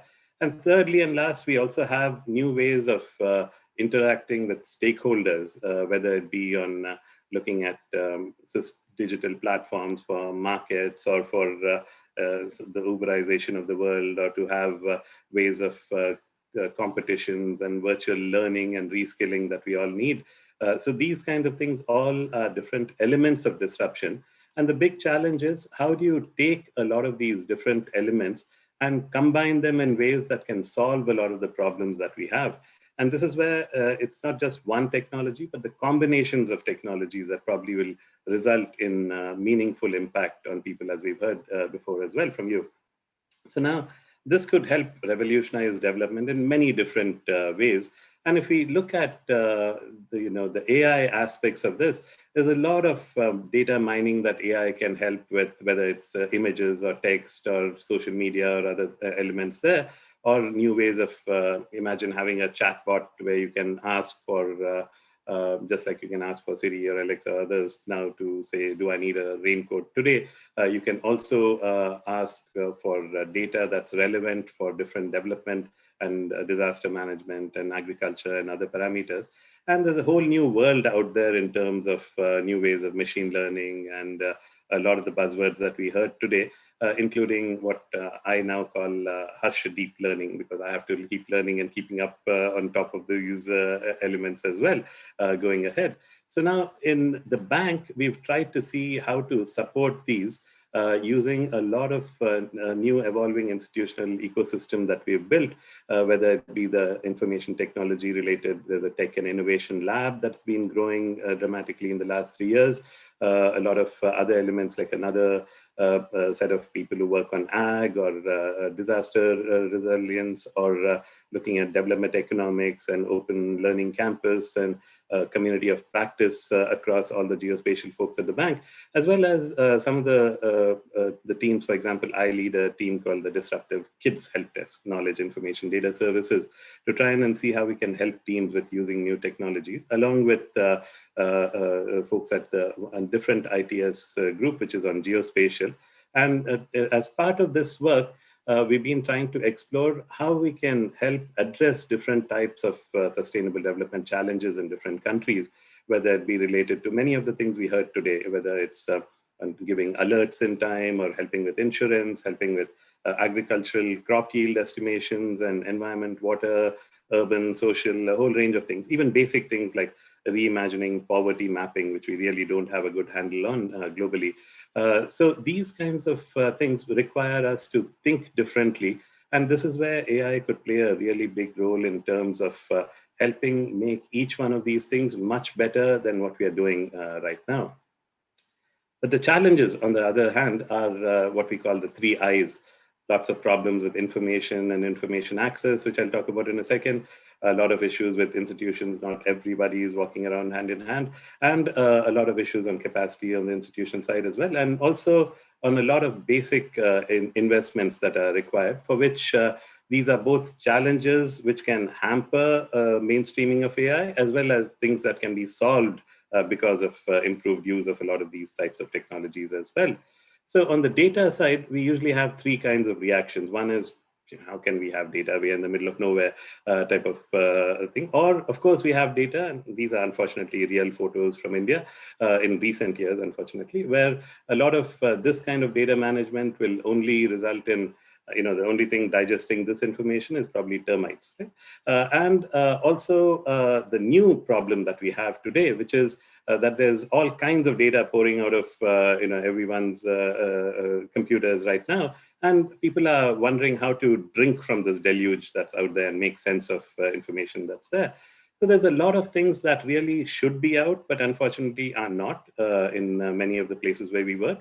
And it's time to see if we can move from more retail level desktop type analysis to more cloud-based wholesale type platforms with more analysis ready services and so on. And this is what is something which is a challenge for the entire AI community to try and mainstream a lot of these. So in all of these, we should see how can we help all of us, because we are probably part of the problem in terms of trying to add more barriers to accessing data, to have more bureaucracy around it, which just makes it harder for anybody to get access to basic information, and to move on to the new approaches that are coming in, like we've heard today, more on open geospatial consortium formats or open APIs to access data, cloud analytics, script repositories, so that people can build on each other's work and so on. So this is something which should become part and parcel of everybody's operations, instead of trying to have little pigeonhole things that can work only at the retail level. if we really want to scale up. And some of these can benefit from both the new amazing sensor technologies here. For example, for some of the things on water, we financed many of these, for example, on the Ganges River, through our hydrology programs, as well as through the Ganges program and so on now to scale these things up. But still, data access is a limitation. It's not really in the public domain yet and other things. Also, new ways of encouraging citizen science, which is something which is very nascent in India. But this could become a good way to help with some of the training data that's required for a lot of the ML work that's to come. And more important now, this whole revolution that's happened on Earth observation, where you can look at all kinds of things from space, whether it be groundwater changes or land cover or levels of different reservoirs and so on, which can help totally change the way we do business. And the big issue now is to see how to integrate a lot of these bottom-up information that's coming in from different sensors and crowdsourcing and logs and so on, with a lot of the top-down information from satellites and drones and geophysical surveys and other things, merging it with the data rescued from the termites and from the different models, so that you can use a lot of these IT and disruptive tech buzzwords to help get better systems for virtual platforms that you can use either on operational control rooms or your smartphone as an operational control room element in these. And what's happening today is we can do a lot more with new ways of visualizing data, whether it be in 2D, 3D animations, or even 4D, if you're looking at 3D animations and so on, using some of these new technologies to simplify complexity, new ways of looking at infographics, new ways of doing modeling, even complex modeling. It's pretty sad that we don't have a public domain model, let's say, for the Ganges Basin after all these years. So these kind of things are really essential for a lot of the work that we end up doing. And to see how we can move up the data value chain, but not starting from the data end, because we'll always get lost there, but to start from what decisions need to be taken. For example, if you want to better cope with floods, what's the kind of knowledge you require in terms of better early warning for floods and knowledge of what to do when you get the warning. And to do that, you need a lot of different types of information on weather forecasts, flow forecasts, or inundation forecasts, and lots of data and ways of converting things from one form to the other in order to help with that one decision. So similarly, different kinds of data value chains need to be created to see how the entire ecosystem can be supported and not just one part of it in terms of helping with these systems. And today we have the option of, as I think Nithya was saying in the first presentation, having the world at our fingertips. So what kind of interactive dashboards do we need, and what can we develop for different kinds of purposes? For example, if you're operating a dam like Tungabhadra or something like that, in like Almaty or something, you can say what kind of information you need in terms of upstream, what's happening on the climate, is it raining, is it not? What's the inflow expected forecasts? What are the current water levels? What's historical water levels? What's water levels everywhere else in the system, to do some of the analytics and be able to get even, this is where a lot of the AI stuff could come in terms of helping support the decisions, not make the decisions, but helping support the decisions that that particular team has to take in terms of, which is a simple decision, how much to release and when to start, when to stop. That's about it, right? So this is the kind of thing which would be really useful to see how all this data can come together. At the bank, we've been supporting creation of a lot of platforms to showcase at least the public domain data sets that are out there. This is one we've created for hydroinformatics, for example.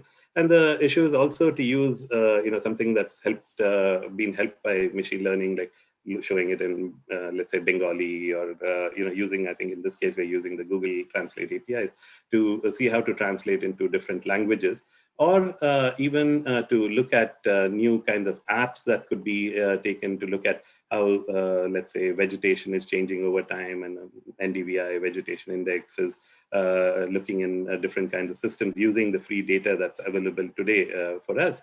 And to see how this can be made accessible on touch screens or touch tables or other new platforms. So that, for example, this is our system at the bank, which I don't know when I'll end up seeing my office next, probably another year, where we've been trying to get touch screens, touch tables, video conferences, other things, in ways in which you can have people interact with this kind of information a lot easier as you look at. So today we have at our disposal a lot of eyes in the sky that can see things such as what the levels of different reservoirs are anywhere in the world. And these are increasing by the day, for example. Or things such as using data from different sources, such as this is data from Facebook, for example, in terms of their high resolution satellite data that they've analyzed to see at a 30-meter type resolution, where do people live? So much better population distribution maps than we had earlier. Or ways of looking at air pollution, for example, in Chhattisgarh.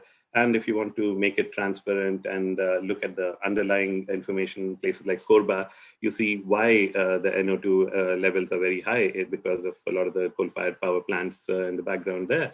Or to pick a point and draw a watershed. This is using ESRI tools, for example, and then going to pass it on to Google Earth Engine API, for example, to go in and then say, what's the elevation information, and trying to get visualizations out of these. So this combining different ways of doing things, including, let's say for the Kaveri Basin in the last 3 years, for every 5 days or every day, what's been the rainfall using the CHIRPS data set from University of California. So a lot of these are completely new ways of doing things. For example, we're working with the Group on Earth Observations and ECMWF, the European Center for Medium Range Weather Forecast, to create free tools such as for any segment of river anywhere in the world, to get a 15-day flow forecast based on all the 51 models of the European Center for Medium Range Weather Forecast, or historical estimates for the last 40 years, for example, and dividing that into different flood zones and different ways of visualizing the statistics of this information. And if you have local data, to calibrate these and make these learn even better. Or information from the US Department of Agriculture with US Air Force information, for example, on what, say, the drought in 2019 in one of the Maharashtra districts, or today, what's it been in the last couple of weeks, and so on. And new ways of getting to package a lot of this information also for institutional purposes. So to use maps in interactive ebooks, for example, to try and make these much more interactive instead of just having dumb PDFs, to have ways of getting people to interact with the information in new ways, drawing upon these kind of data services and knowledge services that are out there, and to help people better learn using these tools as well. Or we can rethink maybe how we do things like, historical things like participatory rural appraisals that we do even today, to say, how do we get together to try and combine high resolution satellite data with survey data, for example, and use this during consultations with different village groups and other things, going from things which are drawn on the ground, which is also useful, to using new technologies slowly over time. And to try and see how we can improve the investments that are required to try and make these kind of things happen. And lastly, also to reimagine, even for the COVID things for probably the next couple of years before we become post-COVID, to try and see how to collect a lot of this information and make it more easily accessible in dashboards, to try and create a dashboard for the universe of possible investments for stimulus and so on. So the key thing is that we need a multi-sectoral spatial perspective using new technologies, and really like the fact of using the responsible AI machine learning aspects in terms of looking at both the benefits and the risks and managing them, both the risks such as privacy, cybersecurity, and jobs and other aspects as well, which need retraining. And one plea is to see if we can help create a ecosystem of analysis-ready open data services for India, which could really stimulate a lot of the work that we are trying to do here, and set up a collaborative system in order to work on these aspects. So I'll stop there. Thanks. Thank you, Harsh. So Harsh touched on, I think, two fundamental dimensions. In many ways, I think he's touching on where the future is. If you imagine a digital future where the world has become digital, the end state we will end up in, the stable state we will end up in, is that all data about public spaces will be open and it will be available freely. And I think Harsh and his team have made a start, and they're putting a stake in the ground saying we need to make that happen. And I applaud that. I think it's very, very important. And I will take you back to this compelling image that Vinod put up of this farmer touching the map. I think it's very important to understand that most of the world is not highly literate, and the visualizing information on a map is one of the few ways they will understand information, very sophisticated information at scale, because there is a very big difference between illiteracy and smarts. People can be very smart and not be very literate, and we need to empower them with information. And the only way to do that is to put it on a map and make sure they have the best quality maps at their fingertips. And I think the other thing that Harsh mentioned and Rohit covered and Vinod covered is the ability to analyze large amounts of data. Nick walked you through this ability to analyze, model, and create very sophisticated models. In the last 50, 60 years, maybe 100 years, we have enjoyed a quasi-static world. There was a rainfall pattern, and there are certain areas that are arid, certain areas that are rich, and certain areas that are rain-fed, and so on. All of this is going to change, and going to change faster and faster. There are areas which didn't have rain that are going to get rain. There are the areas that had rain that's going to go down. Rivers are going to move. It will be, it will be, accelerated terraforming. And the only way to be ready for that, especially if you're going to think about it societally and serve the poor, is to make sure we have models. And now I'm going back to pre-AI. Pre-AI, we had this, less sexy things today called finite elements and ordinary differential equations and so on, which are very highly relevant. That's how we get our weather forecasts. So for those to be powered, we need to have very, very sophisticated models and rich data feeding these models. And I think a lot of the mapping effort that all of the panelists spoke about is giving us towards that. And if you don't have that, our very food supply is at risk, right? And we saw some of the power of that, impact of that in the last 9 months, how maps and modeling have been used to predict, at least in the countries that used it, have been used to predict how we can detect hotspots and so on. So I will end with that. And I will end with one, simple example of a future that we are going to be, enjoying, at least our farmers are going to be, as a societal impact example. When we have, people's farmlands mapped, they are not completely mapped today. And every farmland has its boundary mapped. And when our farmers have insurance, right? And when we have rich, and we're going to have an order of magnitude more satellites orbiting us. So we will know exactly, when disaster hits a farm and to what degree it hit. And we will have models running on that data, probably within days of disaster hitting it. And the farmer will never have to apply for the insurance. The insurance will actually be delivered to their bank account as soon as the disaster hits. So that's the future we are heading towards. That's a very small example of the future we are heading towards. And everybody knows about the autonomous vehicle example where we'll have point clouds surrounding every car. So I won't bore you with that. But it's a very, very exciting future. And in many ways, responsible AI targeting geospatial and making sure we deliver rich information, rich models, and make sure it's democratized and available freely for everyone, including the poor, I think is a fundamental step towards, making sure that we have a world that works for everyone. So with that, I will stop. I don't know if the organizers have a way of taking questions, but we probably have a few minutes if that is possible. Over to the organizers.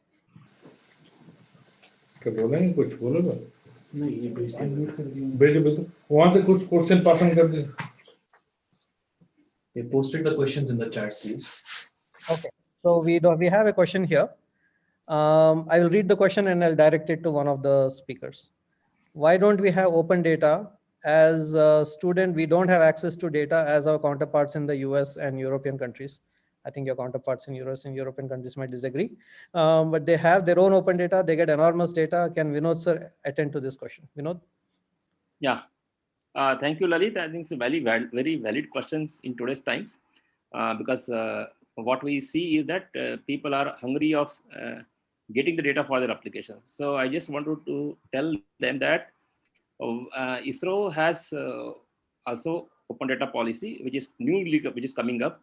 However, Bhuvan, if he goes, whenever who has asked the question, he can get the data of, for example, resource at LIS3 and AVIPs, which are far, much better quality and 23 meters resolution, 56 meter resolution. He can get that to not only a standard product, he gets the orthorectified data, which is terrain connected. This is free of cost. He can download. And now what we are giving is 6 times, we are able to, 8 times rather, ABS data in a year we are able to give, so that he can also even go for a agriculture kind of studies. He can get a seasonal thing, and 3 times for the list 3 kind of. But in addition, they would have definitely heard the different webinars. ISRO is thinking of now new remote sensing policy, and government also has mentioned about the open data as a new league which is coming up now. So maybe we have great future. I mentioned about Bhunidhi. So in the same line, we started a regional hub. So if you give the area of interest, he can get a data of Indian satellite, Landsat satellite, and Sentinel satellites from a single source. So we have an MOU with the both the agencies, Landsat and Sentinel, and he can get it. So from October 2019, he can get the data of Indian region. That's awesome. Thank you, Vinod. And I think this movement you are spearheading to make ISRO data, I think, open will unleash a whole bunch of innovation by our students and researchers. So thank you for that. The next question puzzles me, but I will hand it off to Nick. It's a question to Google. Can we pass our own data in Google Maps? I mean to say, if we are using our own GPS, can we access or find that location in Google Maps? I think so, but Nick, you want to take that question? Yeah, so a couple parts to that question. One, if you're using Earth Engine, you can upload whatever you want as long as it's geo-referenced, and then use that in conjunction with other data sets, Landsat or Sentinel. We would love to host Indian remotely sensed data as well. So happy to support that in Earth Engine if ever that could be a possibility. Yes, you can get your location. That is a new feature through the UI package that will let you zoom the map to that location. So that's getting your own data into the map and getting your location into the map, and all that stuff can be turned off if you want for privacy reasons.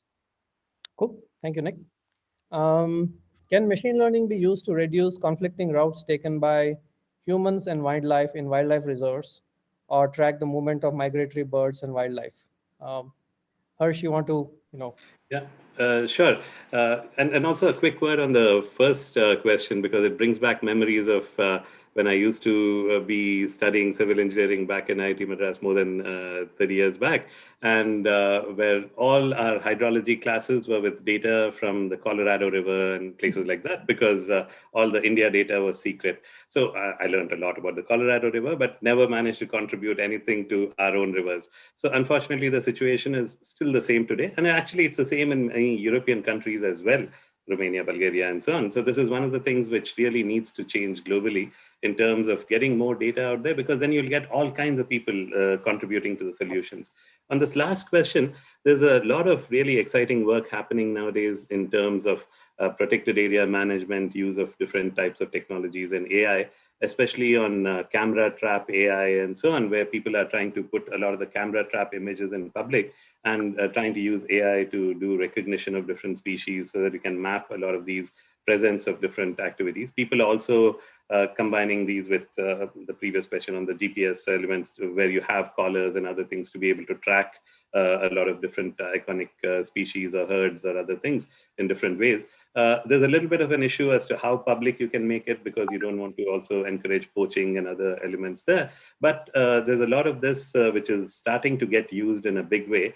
And this is where I think you can do a lot in terms of making sure that animals have good wildlife crossing areas and kind of ranges in which they can kind of be as part of habitat in their work.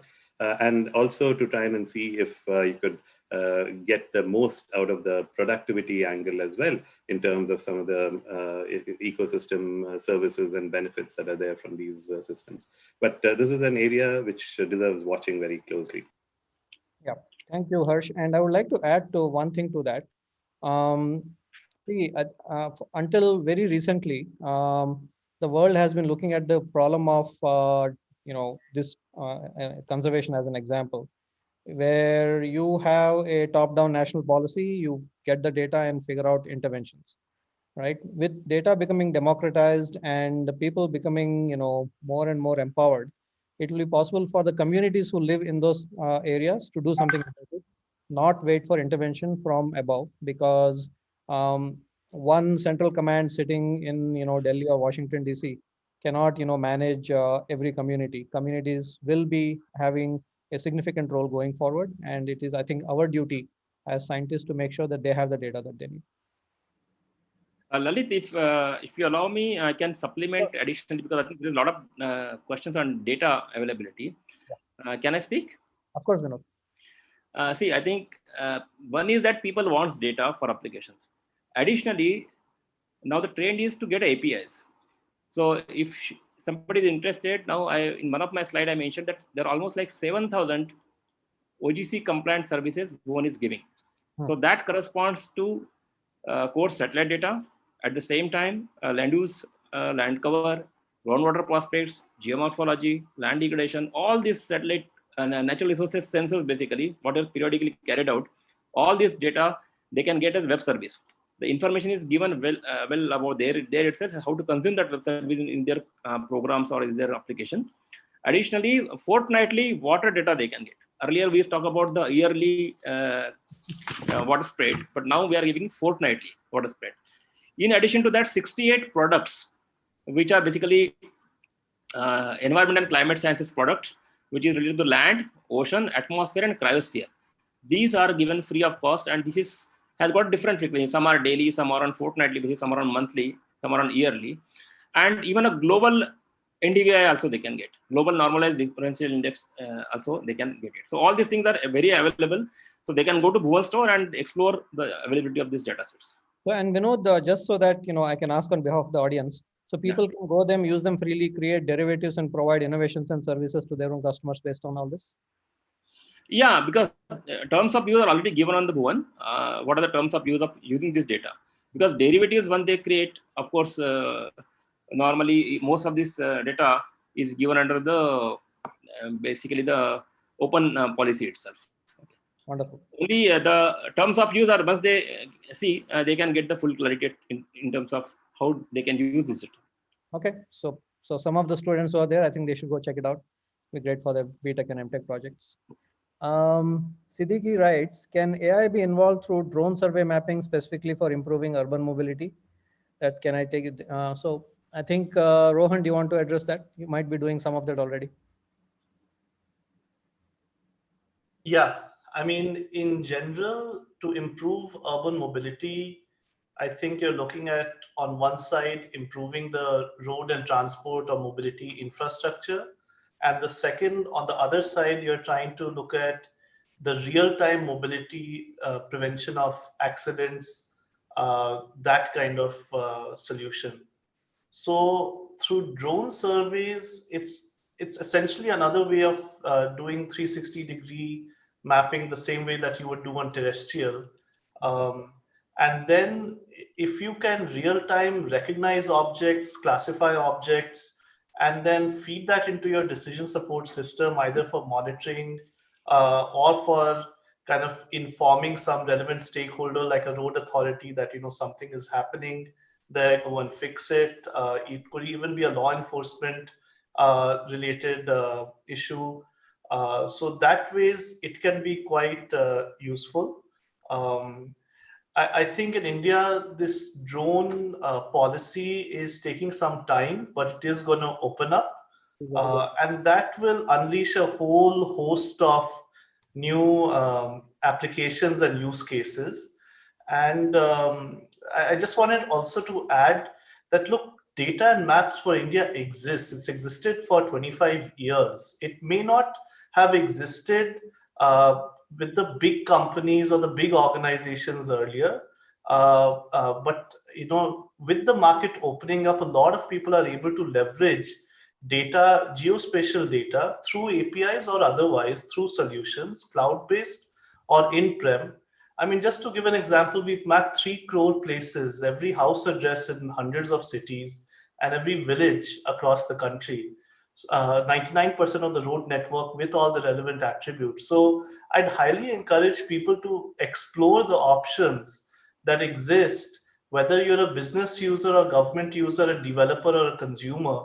I think the industry between the international and the Indian organizations has done a very good job in India. It's only in the last couple of years that the salience or the value of geospatial has really been understood by non-geospatial industry, and so it's on us as an industry to educate them that look, solutions exist. It's about how you across data, technology, and just point solutions.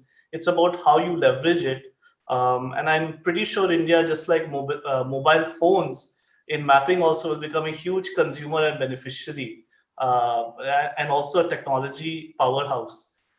So yeah, that's my addition. Thanks for that, Rohan. Absolutely agree with you. Rohit, do you want to just add a little bit of color on the kind of tools that are becoming available to use and synthesize from drones? Because you have drone imagery, but you need to auto-rectify it, you need to color correct it and make use of it. I'm sure you have, stuff that can make this trivial. Yeah, so there are products that are specifically targeted towards that. So you could do a drone survey, and there's a product called Drone to Map. There's Site Scan. I'm sure there are other, not non-ESRI products as well, but they, from a survey, they directly get you the ortho-rectified imagery. And then, to find roads or to find building footprints or to even detect potholes on those roads, because drones do have that resolution. It's a matter of either using an existing pre-trained model. So some of these models are already out there. I showed an example of the building footprint extraction model that does work on drone imagery. There are models for road extraction. And there are, in some cases, you might need to train your own model, but there are open data sets. So there's a data set of road cracks around the world, and you could use Python, or if you're a data scientist, you could train your own model and apply it on drone imagery to map out where those potholes are in that imagery. Cool. Thank you. I think we are now out of time. I want to thank all the speakers, panelists, and Nithya for joining us and having a wonderful discussion and casting a peek, giving a peek of a little bit of the future that we are heading towards. And I am hoping that the entire audience is, now empowered. They see all the tools which are available. Many of them people didn't know, and make good use of them. Thank you. Thank you. Thank you, everybody. Thank you. And great conducting, Lalit. Just in time. Yeah, I'll just add that, it's not just in the future. A lot of things that all of us, many of us showed and we saw, they're already out there, and it's about embracing that and starting to leverage them. So AI has really made a lot of progress in so many areas, and GIS and mapping is no different. So it's for our community to adopt it and reap its benefits. Well said. Thank you, Rohit. Thank you. Bye. Bye-bye. Thank you. Thank you.